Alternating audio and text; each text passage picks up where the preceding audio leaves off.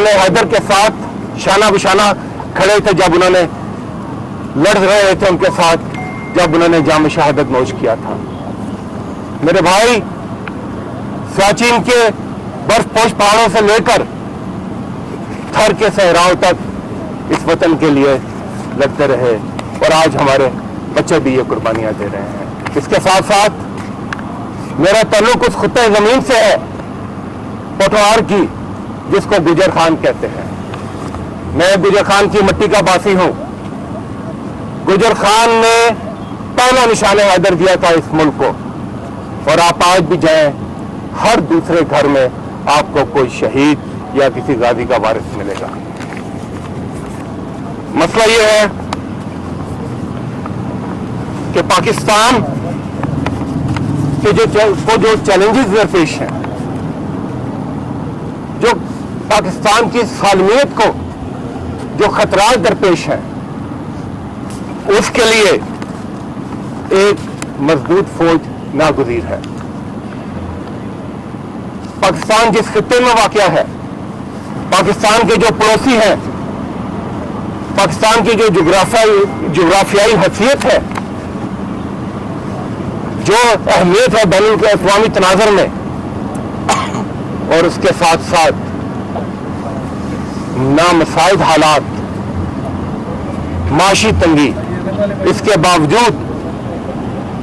باوجود پاک فوج نے ملک کی سالمیت کے لیے نہ صرف ہر قسم کی قربانی دی بلکہ اپنی پیشہ ورانہ صلاحیتوں سے ملک کی سالمیت پر کبھی کوئی آنچ نہیں آنے دی. بالا کوٹ کا واقعہ آپ کے سامنے ہے کہ دشمن سمجھتا تھا کہ اس کی یقینی فتح ہے مگر سلام ہے پاکستان کی افواج کو کہ انہوں نے جس دندان شکن جواب کے ساتھ ان کو رخصت کیا پوری دنیا نے اس کی پذیرائی کی.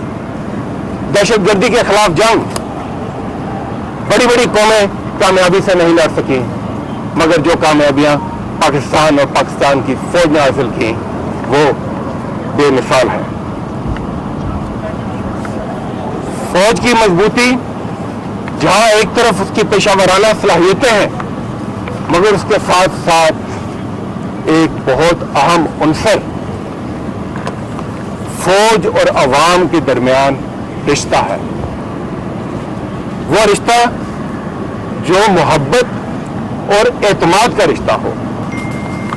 کوئی بھی ایسا قدم کوئی بھی ایسا بیانیہ جو اس رشتے کو کمزور کرے وہ در حقیقت پاکستان کو کمزور کرنے کے مترادف ہے.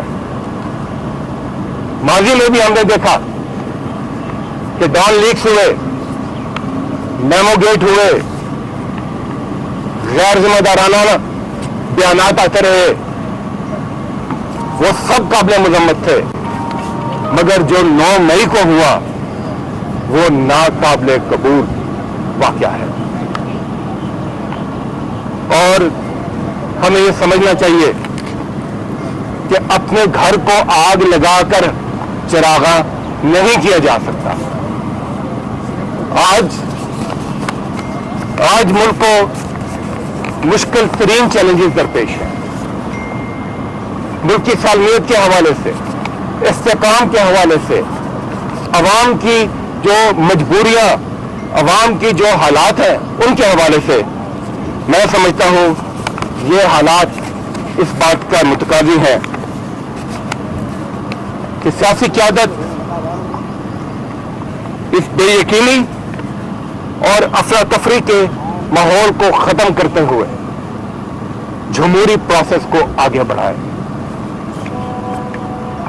آئین کی بالادستی قانون کی حکمرانی کو یقینی بنائے اور عوام کے مفادات کا تحفظ کرے اداروں کو مضبوط کرے تبھی ملک کی سالمیت اور مضبوطی کا خواب پورا ہو سکتا ہے.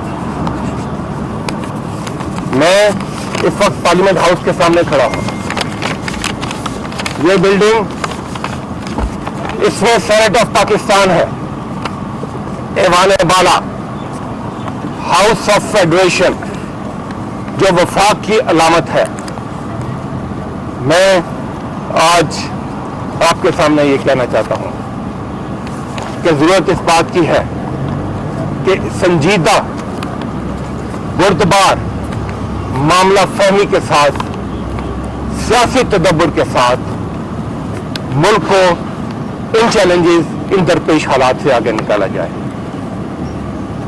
میں بحیثیت opposition leader senate of Pakistan یہ سمجھتا ہوں کہ مجھ پر بھی یہ ذمہ داری عائد ہوتی ہے کہ میں اپنا بھرپور ان مشکل حالات میں بھی، جب حالات مشکل ہوتے ہیں تو اس وقت آپ کا کردار بھی اہم ہو جاتا ہے، تو ان مشکل حالات میں بھی بحیثیت اپوزیشن لیڈر میں اپنا پارلیمانی کردار نبھاؤں، میں اپنا پارلیمانی کردار ادا کروں، پاکستان کے عوام کے لیے، اس وطن عزیز کے لیے، اس ملک کے لیے، اداروں کے لیے، آئین کے لیے، قانون کے لیے. اور مجھے یقین ہے کہ میرے جو ساتھی سینیٹرز ہیں مجھے پہلے کی طرح وہ بھی زیادہ لگن جوش کے ساتھ بڑے مقاصد کے لیے وہ بھی مجھے اپنی معاونت فراہم کریں گے. اور اللہ تعالیٰ سے دعا ہے کہ اللہ تعالیٰ ہمارا حامی و ناصر ہو اور ہمارا مددگار ہو. اور آخر میں ایک مرتبہ پھر 9 مئی کے واقعات کی پرزور مذمت کرتا ہوں. میں شہداء اور غازیوں کی فیملیز ان کے ساتھ اظہار یکجہتی کرتا ہوں اور اللہ تعالیٰ سے دعا گو ہوں کہ یہ پہلا اور آخری واقعہ ہو پاکستان کی تاریخ کا. شہزاد صاحب یہ بتائیے گا کہ جو انسیڈنٹ ہوئے 9 مئی کو، اس کی عمران خان صاحب نے تو بہت دیر لگائی، جو بعد میں بھی یہ بتائیں کہ کیا آپ اس بات کا اعتراف کرتے ہیں